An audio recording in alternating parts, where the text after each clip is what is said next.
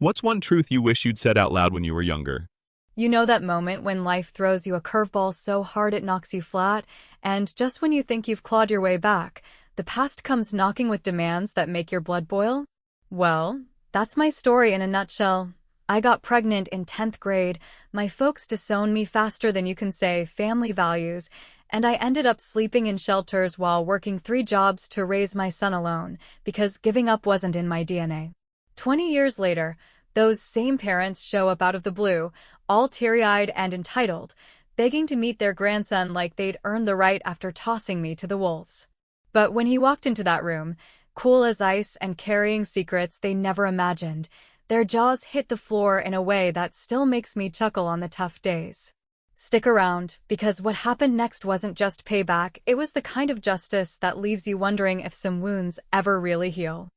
I remember the exact afternoon when everything in my world flipped upside down, sitting in that cramped bathroom at my high school in suburban Ohio, staring at the 2 pink lines on the pregnancy test that I'd bought with lunch money because even at 16, I knew deep down that my life was about to become one giant, unpredictable mess. My name is Sarah Jenkins, and back then, I was just your average girl dreaming of prom and maybe community college, dating Tommy from the football team because he made me laugh with his dumb jokes about teachers who looked like cartoon characters. But one careless night after a party had led to this, and as I shoved the test into my backpack, my stomach twisted not just from morning sickness, but from the dread of telling my parents, who preached family honor like it was the 11th commandment. In our conservative little town where everyone knew everyone's business. I waited until dinner that night, the smell of Mom's meatloaf filling our cozy kitchen, with its checkered floors and framed Bible verses, and when I finally blurted it out between bites, my fork clattering against the plate, Dad's face turned the color of ash, while Mom's eyes widened like I'd announced I was joining a cult instead of carrying their grandchild. They didn't yell at first, that came later, but Dad pushed back from the table, his chair scraping loud enough to echo my racing heart, and said in that quiet voice that always meant trouble, "This isn't our family, Sarah. You've shamed us all." Before storming off to study where he spent hours on the phone with his pastor friends, probably plotting how to contain the scandal before it leaked to the neighbors. Mom tried to reason with me after, her hands wringing the dish towel like it held all the answers, suggesting abortion clinics out of town or adoption agencies that could fix this quietly, but I shook my head, feeling this stubborn fire ignite inside me because even scared out of my mind, I couldn't imagine ending what was already kicking like it had opinions of its own. By the next morning, the decision was made for me. Dad gathered us in the living room, his Bible open on his lap like a shield, and declared that I had to go, that they couldn't harbor sin under their roof, handing me a backpack with a few clothes, $50 cash that felt like burning coals in my palm, and the keys to my beat-up old bike before changing the locks while I stood on the porch, rain starting to mix with the tears I refused to let fall because crying wouldn't pay for tomorrow. I pedaled to my best friend Lisa's house first, but her folks, cut from the same cloth as mine, turned me away with pitying looks and a sandwich wrapped in foil, saying their hands were tied by what my parents had already spread around town. So I ended up at the local women's shelter that night, a dingy place with thin mattresses and the constant hum of fluorescent lights that made sleep feel like a luxury I didn't deserve. The days blurred into a haze of job hunting at fast food joints and laundromats, where managers eyed my swollen belly with suspicion, but I landed a gig flipping burgers at a drive-thru, the grease and shouts blending into a rhythm that kept the panic at bay. And one evening, after outsmarting a pushy bill collector by claiming I was on my way to a fake job interview across state lines, I felt a tiny thrill of victory because for the first time, I was calling the shots, even if it meant eating ramen for every meal. But as the months wore on and my belly grew rounder, the real fear set in during those quiet shelter nights, listening to other women's stories of loss and starting over, wondering if I had what it took to bring this baby into a world that already seemed stacked against us. And then one winter evening, as snow piled up outside the shelter windows, the pains started low and insistent, building like a storm I couldn't outrun, leaving me gripping the payphone with no One to call because my family had vanished like smoke, clutching my side as I realized I was about to face the biggest fight of my life completely alone. Those first contractions hit like a freight train in the middle of that freezing shelter night, doubling me over on the lumpy cot while the other women stirred and offered lukewarm advice from across the room about breathing through the pain or calling a cab if it got worse. But I waved them off with a forced smile because admitting how terrified I was would have cracked the fragile armor I'd built since getting kicked out 3 months earlier, so I waddled to the communal bathroom with one hand on my belly and the other gripping the wall for support, splashing cold water on my face and timing the waves that came closer together until they felt like tidal forces pulling me under, forcing me to realize that this baby wasn't waiting for a better setup or a family reunion. It was coming now, whether I felt ready or not, and with no phone of my own, I banged on the shelter director's door until she appeared in her robe, her face softening from annoyance to concern as she bundled me into her car and sped toward the county hospital under streetlights that blurred through my tears of exhaustion and fear. Jake came into the world screaming at 3 in the morning after hours of labor that left me drenched in sweat and begging for relief in a delivery room that smelled of antiseptic and stale coffee. A squirming 7-pound bundle with Tommy's dark curly hair matted against his tiny head and my stubborn chin already set in a determined pout, and as the nurse placed him on my chest, all sticky and warm with his first cries echoing off the tiled walls, I felt this overwhelming rush of love tangled up with sheer panic because now it was real, this helpless little human depending entirely on me when I could barely keep a roof over my own head or food in my stomach. But I named him right there in that dim room, whispering, Jacob Michael, like a vow that we'd face whatever came next together, even if his absent father had vanished the second I told him the news over a shaky phone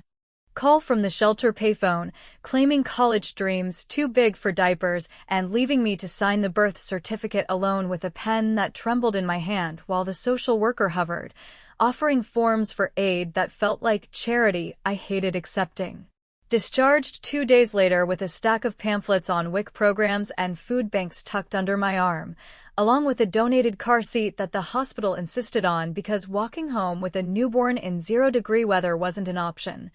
I hauled us back to the shelter in a borrowed taxi that cost half my burger flipping tips for the week, where space was even tighter now with holiday crowds swelling the roster and rules stricter than ever, meaning I had to balance midnight feedings, interrupted by Jake's hungry wails with dawn job hunts that involved stuffing resumes into every diner and retail spot within walking distance, eventually juggling 3 grueling gigs that turned my days into a relentless blur of motion and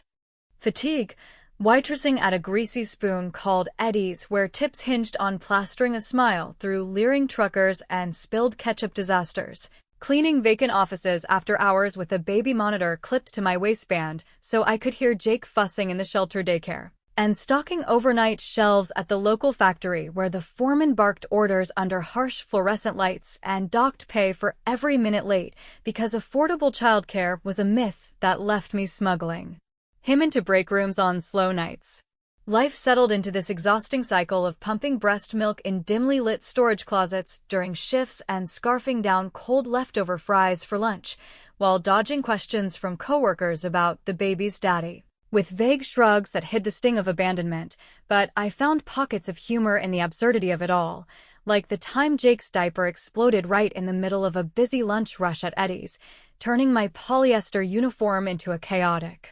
battlefield of mustard yellow mess that had the entire kitchen crew doubled over laughing while I mopped it up with a stack of diner napkins, muttering under my breath about what a dang ridiculous sideshow single motherhood could turn into without letting the humiliation sink too deep because laughter was cheaper than therapy and kept the tears at bay. Money evaporated faster than morning dew in those early months, slipping through my fingers on formula cans and bus fares that ate up every paycheck before I could stash a dime for emergencies.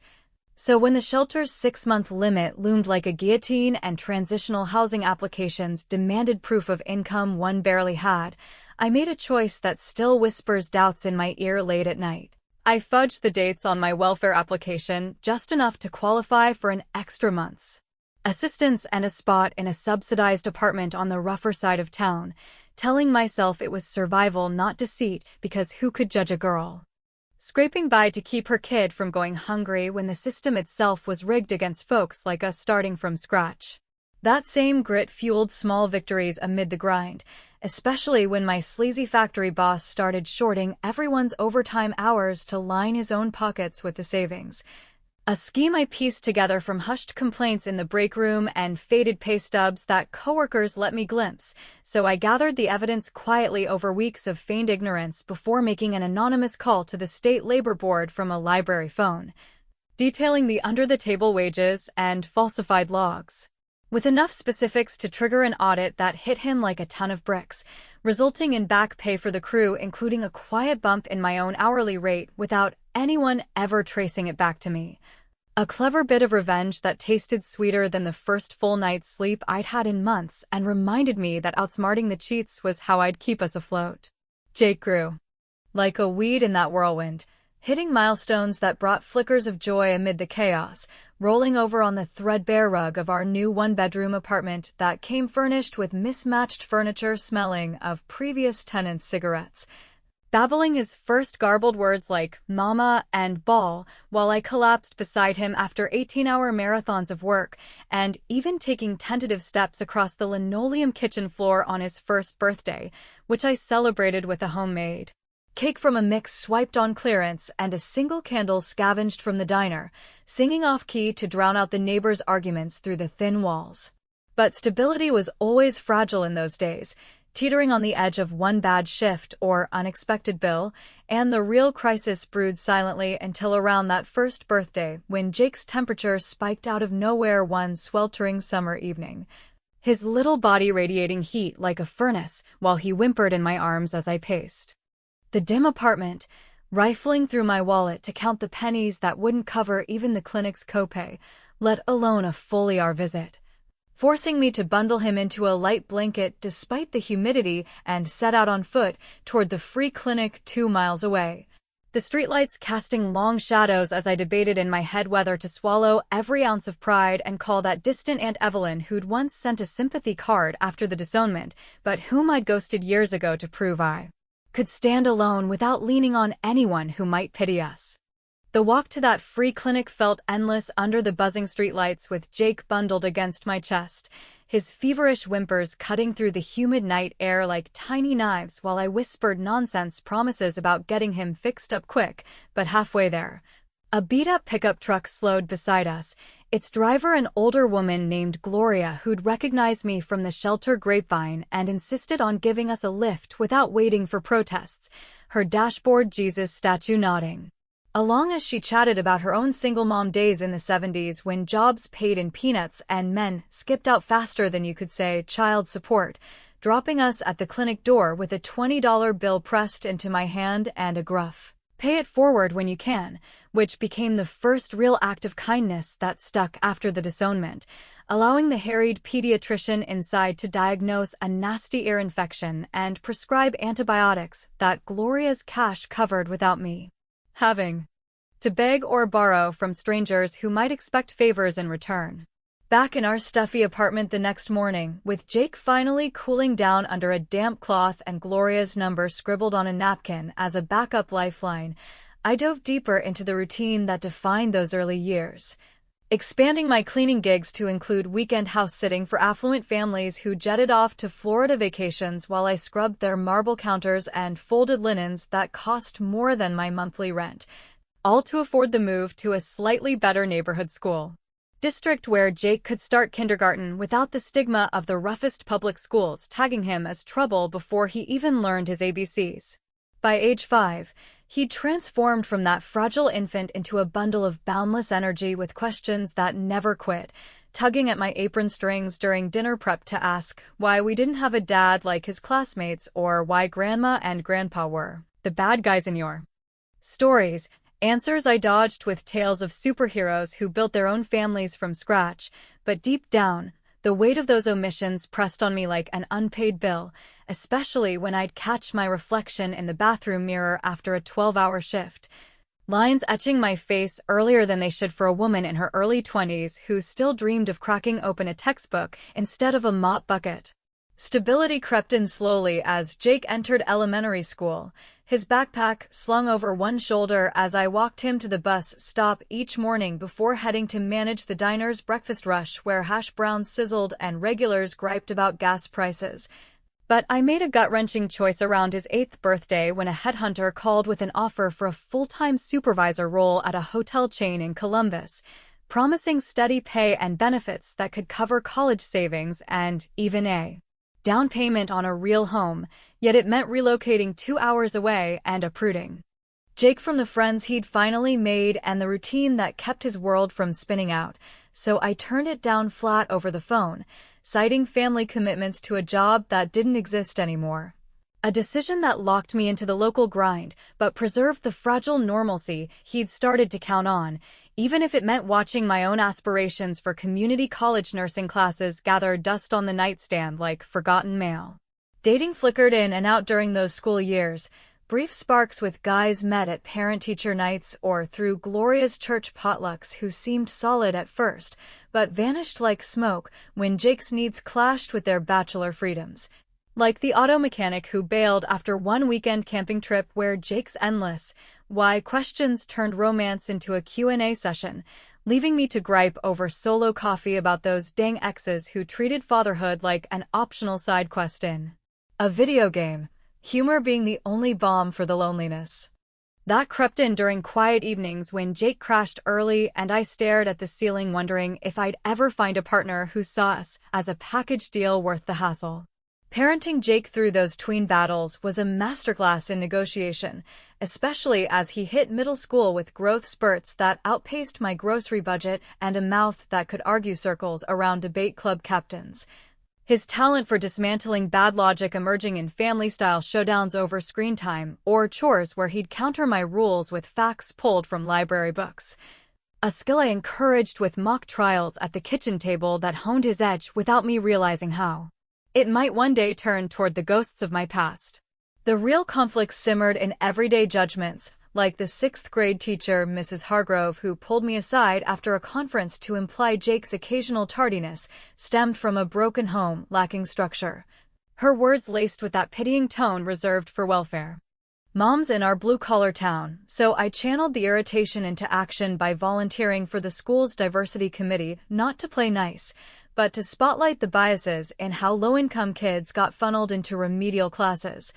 Baking trays of cookies for meetings that drew crowds and subtly steering discussions toward policy changes that got Hargrove's pet program audited for unfair tracking, a witty payback that saw Jake bumped to honors English without her ever connecting the dots, leaving me with a quiet satisfaction that teaching him to fight smart was the best revenge against a system designed to keep folks like us down. As Jake barreled into his teens, high school brought new layers of uncertainty with acne battles and first crushes that he confided in me during late-night drives home from his part-time gig at the hardware store,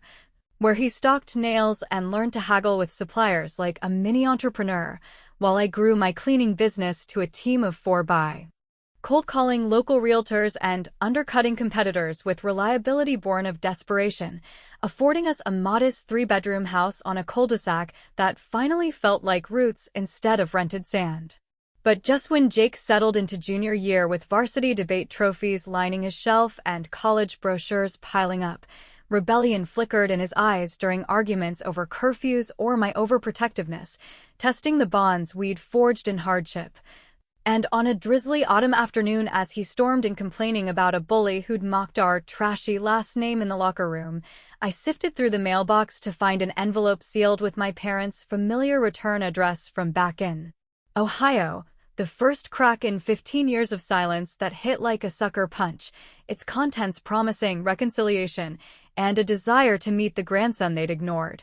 stirring a whirlwind of buried rage and reluctant curiosity right as Jake's questions about his origins grew sharper than ever. That envelope from my parents burned a hole in my pocket all the way through dinner that rainy evening, its weight pulling at me like an anchor while Jake shoveled down spaghetti without noticing my distracted glances, his teenage grumbles about school bullies fading into background noise as I wrestled with whether to rip it open right there in the kitchen or let it fester until morning. But curiosity won out over caution, so I excused myself to the den after he headed to his room for homework, slitting the seal with a butter knife to unfold the crisp stationery that carried Mom's looping handwriting mixed with Dad's typed additions, words like deep regret and longing to connect with our grandson. Leaping off the page in a way that twisted my gut because after 15 years of treating me like a family skeleton buried in the backyard, they now painted themselves as repentant elders ready to embrace the very legacy they'd once condemned as a stain on their spotless reputation in that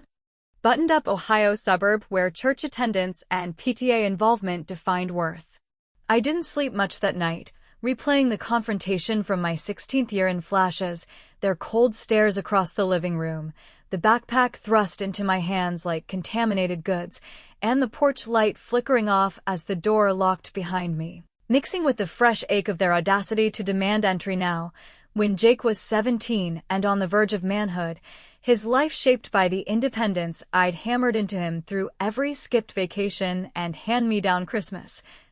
Choices that had viewers like you might second-guess as overly harsh, but which kept us from the vulnerability of handouts that could vanish overnight. By dawn, I'd stashed the letter in a drawer with my old keepsakes, deciding not to burden Jake yet because his budding rebellion already had him questioning my lone wolf stories about family. And instead I poured that simmering anger into the business that had become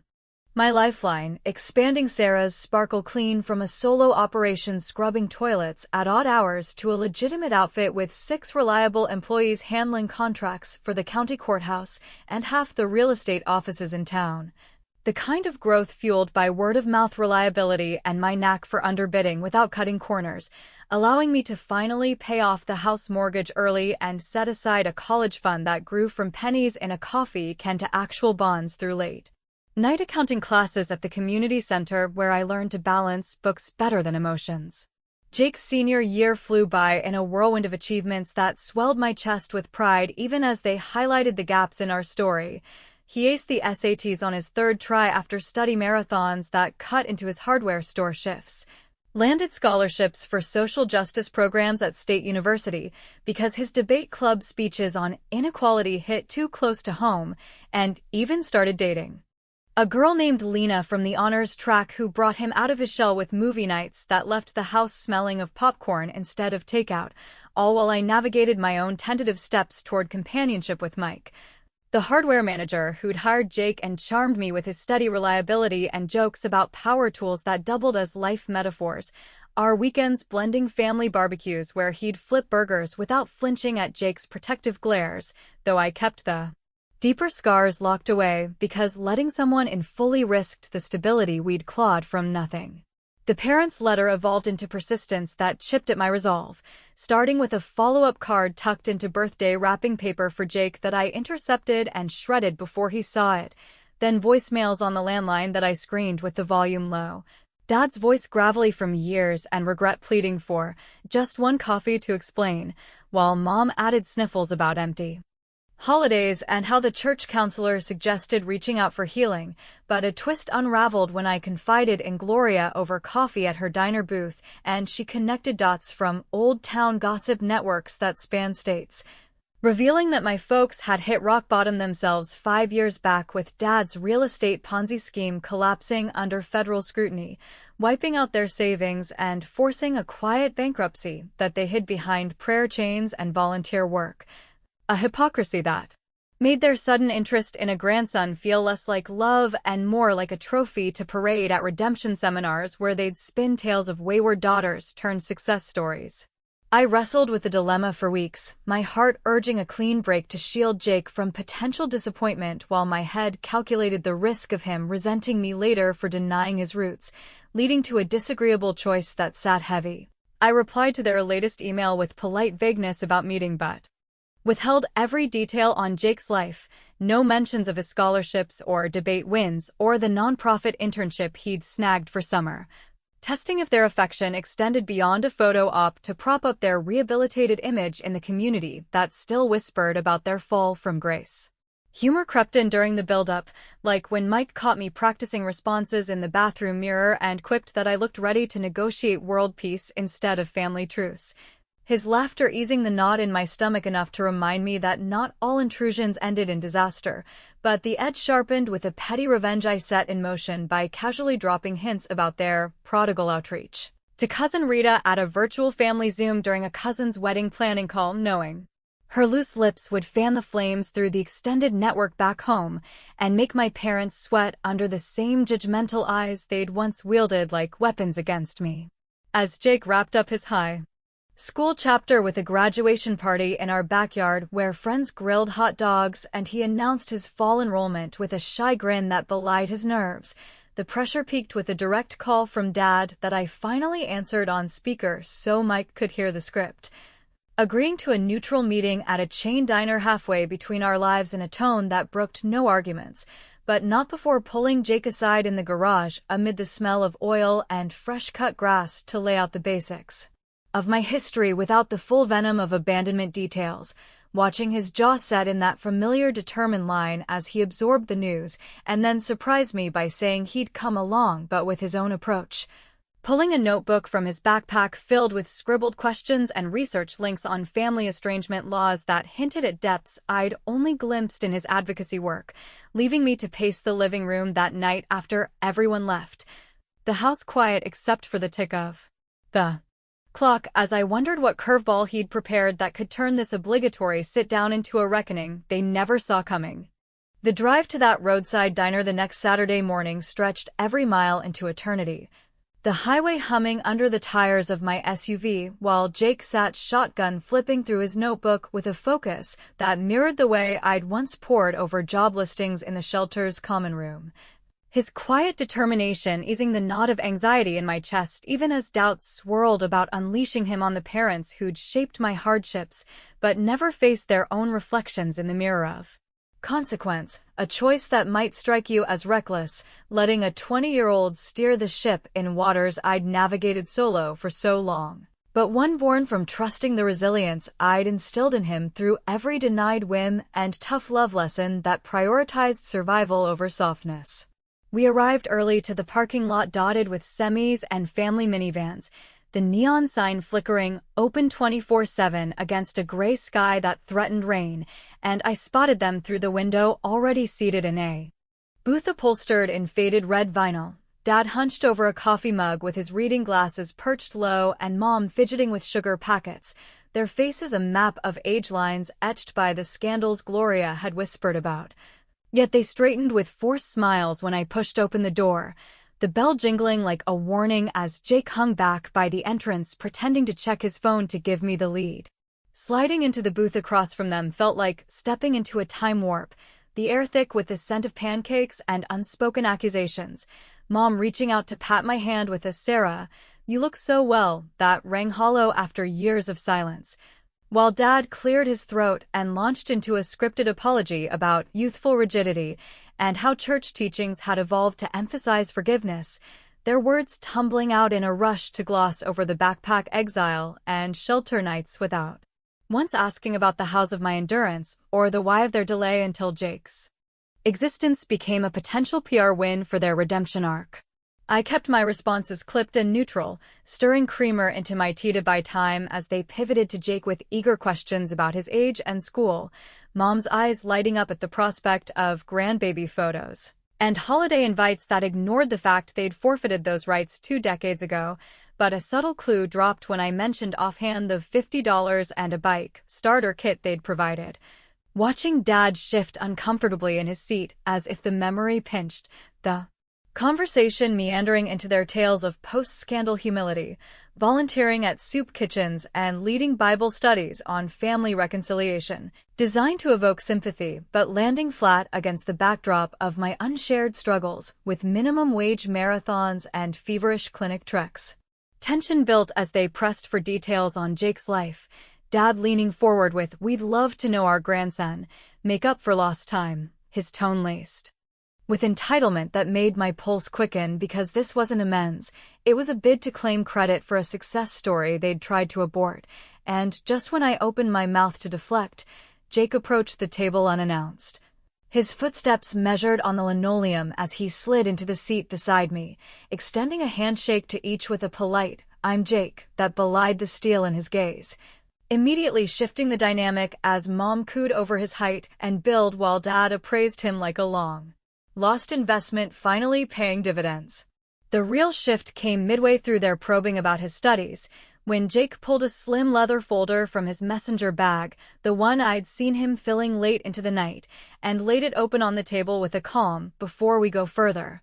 there's some family history I think you should see," his voice steady from years of courtroom simulations and debate club and internships where he'd argued cases for estranged kids against unfit guardians, flipping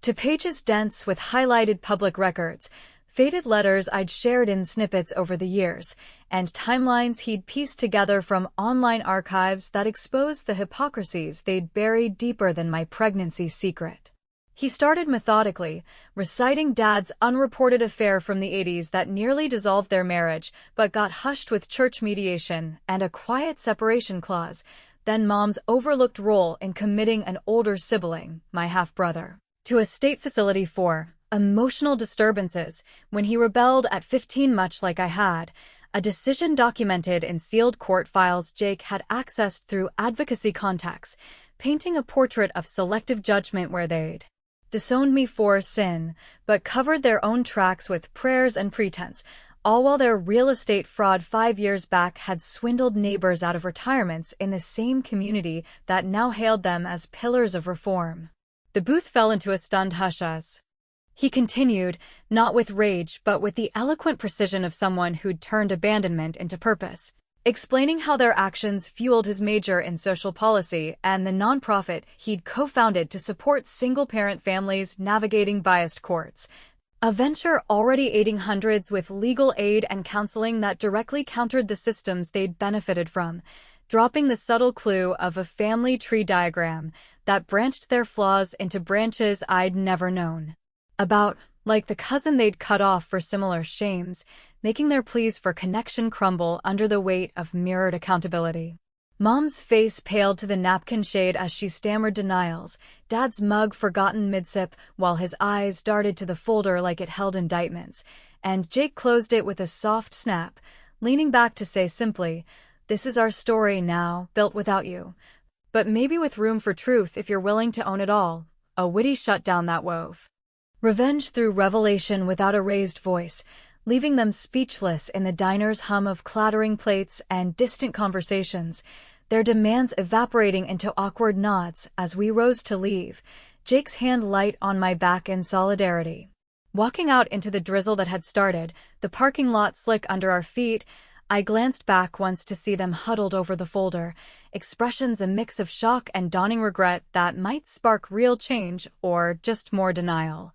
But as the SUV pulled away with Jake cracking a quiet joke about family plot twists, the ambiguity lingered like exhaust in the rearview. Had we slammed the door forever or cracked it just enough for whatever unfinished business fate might still demand? A question that echoes in the quiet successes of our days and leaves room for wondering if some silences heal or simply scar deeper.